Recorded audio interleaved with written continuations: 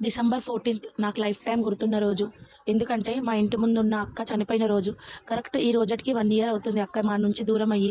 ఎన్నో కలలు కన్న అక్క అలా చనిపోవడం చాలా బాధాకరం. తన ఇంటి కల నెరవేర్చుకున్న కొన్ని రోజులకే చనిపోవడం ఇంకా బాధాకరం. చాలా సార్లు చెప్పేది, ఇల్లు కట్టినాక పిల్లల పెళ్లి చేసి హ్యాపీగా అల్లుళ్ళతోని, మన్మళ్ళతోని, మన్మరాళ్ళతోని హ్యాపీగా ఉంటాం మమత అని. కానీ ఆ దేవుడు ఓర్వలేడు. తొందరగా తీసుకొని వెళ్ళిపోయాడు. ప్రతి ఇయర్ వినాయకుడిని పెట్టేవాళ్ళం. అక్కనే అన్ని దగ్గరుండి చూసుకునేది. మాకే టెన్షన్ ఉండేది కాదు. నేనెప్పుడైనా బాధపడుతుంటే "నువ్వు బాధపడొద్దు, భయపడొద్దు, ఏడవద్దు, స్ట్రాంగ్‌గా ఉండాలి" అని చెప్పి ఎప్పుడు నాకు మోటివేషన్ ఇచ్చేది అక్క.